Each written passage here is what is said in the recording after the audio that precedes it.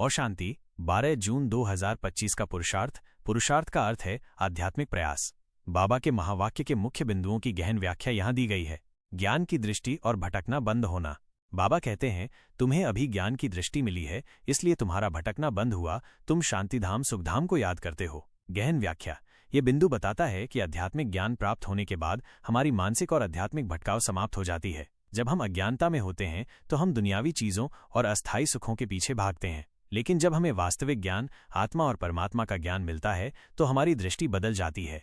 हम समझ जाते हैं कि सच्चा सुख और शांति कहाँ है, और हम अपने वास्तविक घर, शांतिधाम, आत्माओं की दुनिया और सुखधाम, स्वर्ग को याद करने लगते हैं। यह याद हमें अपनी मूल स्थिति और गंतव्य की ओर निर्देशित करती है, जिससे बेवजह का भटकना खत्म हो जाता है। विश्व की बादशाही और एक बाप की श्रीमत। बाबा समझाते हैं, बाप आया है फिर से आपको विश्व की बादशाही दिलाने। अभी तुम स्वर्गवासी बनने के लिए पुरुषार्थ कर रहे हो, तो एक बाप की श्रीमत पर चल मनुष्य से देवता बनने का पुरुषार्थ करते रहो। एक बाप की याद से ही तुम देवता जैसे ताकतवर बनते हो। गहन व्याख्या।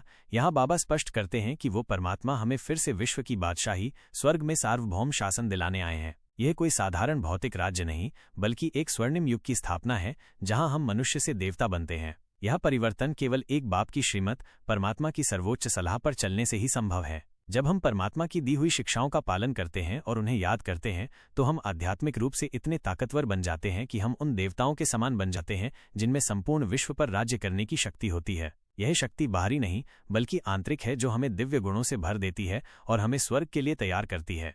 एकाग्रता की शक्ति और अचानक के पेपर की तैयारी। बाबा कहते हैं, बच्चे अंतर्मुखी बन एकाग्रता की शक्ति को बढ़ाओ, क्योंकि समय अनुसार एकाग्रता की शक्ति की अत्यधिक आवश्यकता है। एकाग्रता की शक्ति वाला ही अचानक के पेपर में पास हो पाएगा। गहन व्याख्या।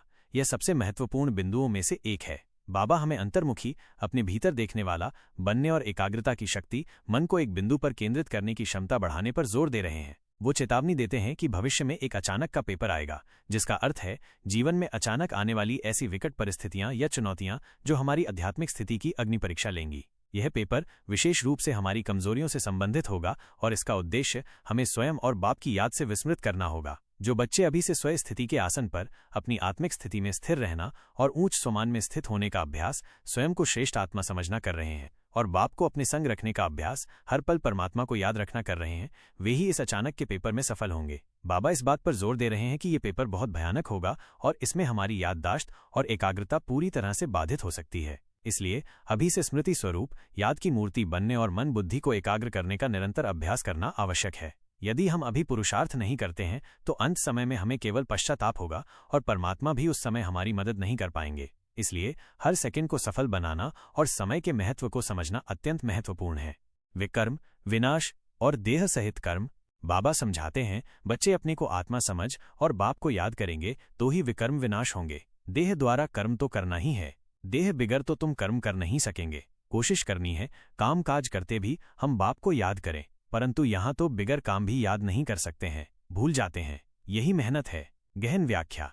इस बिंदु में कर्मयोग का महत्व समझाया गया है। बाबा कहते हैं कि हमारे विकर्म, बुरे कर्म तभी नष्ट होंगे जब हम स्वयं को आत्मा समझेंगे और बाप को याद करेंगे। इसका मतलब यह नहीं है कि हमें कर्म करना छोड़ देना है, बल्कि हमें देह द्वारा कर्म तो करना ही है, क्योंकि बिना शरीर के कर्म करना संभव नहीं। असली चुनौती यह है कि हम अपने काम काज करते हुए भी बाप को याद करने का अभ्यास करें। बाबा स्वीकार करते हैं कि ये आसान नहीं है, और अक्सर हम बिना काम के भी उन्हें याद नहीं कर पाते और भूल जाते हैं। यही मेहनत है, यही असली पुरुषार्थ है। लगातार अभ्यास के माध्यम से अपनी स्मृति को बनाए रखना, चाहे हम कुछ भी कर रहे हों। माया के तूफान और निरंतर पुरुषार्थ। बाबा कहते हैं, तुम बच्चे जब याद की यात्रा में बैठते हो तो माया के तूफान आते हैं, युद्ध चलता है, उससे घबराना नहीं है। माया घड़ी घड़ी याद को तोड़ेगी। संकल्प विकल्प ऐसे ऐसे आएंगे जो एकदम माथा खराब कर देंगे। तुम मेहनत करो। गहन व्याख्या। ये बिंदु आध्यात्मिक यात्रा में आने वाली चुनौतियों को स्वीकार करता है। याद की यात्रा, परमात्मा की याद में रहना एक आसान मार्ग नहीं है। इस यात्रा में माया के तूफान, नकारात्मक विचार, पुरानी आदतें, दुनियावी आकर्षण आते हैं जो हमें विचलित करने का प्रयास करते हैं। यह एक युद्ध है, हमारे मन और माया के बीच का संघर्ष। माया हमारी याद को बार बार तोड़ेगी और ऐसे संकल्प विकल्प, विचार और संदेह उत्पन्न करेगी जो हमें मानसिक रूप से परेशान कर सकते हैं। बाबा हमें घबराना नहीं है और मेहनत करते रहने के लिए प्रोत्साहित करते हैं। यह निरंतर प्रयास और दृढ़ता ही हमें माया पर विजय पाने में मदद करेगी।